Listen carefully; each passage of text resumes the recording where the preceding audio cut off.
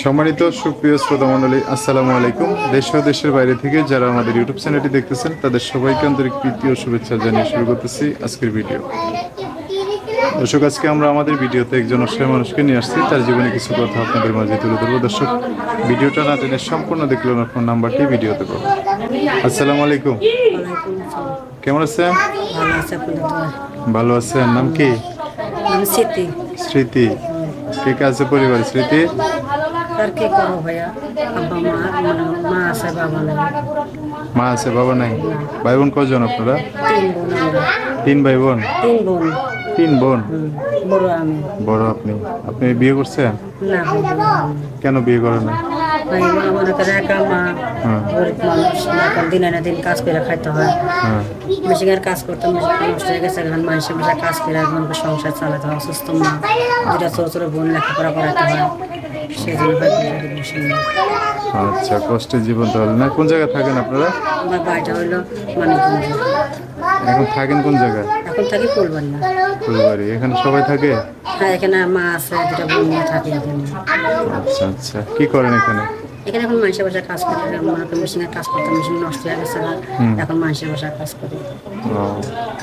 বিয়ে শাদী হয় না কেন? বিয়ের তো বয়স হয়ে গেছে মনে হয়। বিয়ের বয়স তো হয়েছে ভাই, এখন যে ছোট ছোট ভাই বোন থেকে তো বিয়ে বসা যায় না, তাকে থেকে দেখাশোনা করবো। এখন বিয়ে বসলে কেমন দেখাশোনা করবো? এখন ভাই এখন মনে করেন সবাই তো মনে করেন মা আছে, অসুস্থ মা, এখন মামারা আছে, মামারা দেখশন করবে বলতে হয় তারা। কারণ আপনি তো আর এইভাবে থাকতে পারবেন না। ওইটাই ভাই। আচ্ছা আচ্ছা। এখন মনে করেন মামারা আছে, মামারা বলতে হয় তুমি বেশে, তোমার বিয়ের বয়স আছে, তুমি বেশে বসে যাও। দুটা বোন আছে, মামার বোন আছে, আমার দেখাশোনা করতে হবে। আচ্ছা, তো আপনার বাড়ি হচ্ছে মানিকগঞ্জ, থাকেন ঢাকায়। যে কোনো জেলার মানুষ আপনার দায়িত্ব নিয়ে পাশে থাকলে হবে? ভাই এখন মনে করেন কি করবো, কিছু কথা তো কিছু করার নেই। এখন মনে করেন তো মনে করেন মার দিকে, ছোট ভাই বোনের দিকে দেখেছিলাম। এখন তো মনে করেন বিয়ের বয়সে যখন তো বিয়ের সাথে বসতে হবে। যে কোনো জেলার মানুষ হলে সমস্যা নেই। ওটাই তো ভাই। এখন একটু বয়স বেশি হলে সমস্যা নেই। না না, বয়স বেশি হোক কোনো অসুবিধা নেই, কিন্তু ভাইয়া কি কোনো ছেলেরা জন্য কোনো খারাপ বুঝছে কোনো কথা না বলে। আচ্ছা, যোগাযোগ করবে কিভাবে? মোবাইলের নাম্বার বলতে পারবেন? নাম্বার বলতে না পারলে আমার কাছে দেন, আমি বলে দিচ্ছি। বলতে পারি না। আচ্ছা দর্শক, এই যে কি নাম বললেন আপনার? স্মৃতি না? স্মৃতির নাম্বারটা বলে দিচ্ছি। উনি আমার সাথে একটু বলতে পারবেন না, 2-3টা করে? নাম্বার তো বলতে পারি না। আচ্ছা, তো আমি বলে দিচ্ছি। দর্শক, নাম্বারটা হচ্ছে 01925830937। নাম্বারটা আবার বলতেছি, 01925830937। এটা হচ্ছে স্মৃতির নাম্বার। নাম্বারটা আমি সুন্দর করে স্ক্রিনে লিখে দেবো, সেখান থেকে নিয়ে ওনার সাথে কথা বলে বিস্তারিত বলে দেবেন যে কোনো ভাইরা যেন খারাপ উদ্দেশ্যে কোনো কথা না বলে।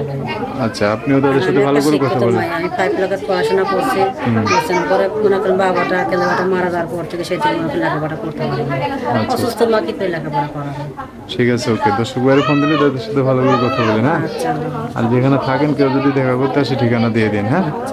তো দর্শক, আজকের ভিডিও পর্যন্তই। দেখা হবে নতুন কোনো ভিডিওতে। সবাই ভালো থাকবেন। আল্লাহ হাফিজ। আসসালামু আলাইকুম।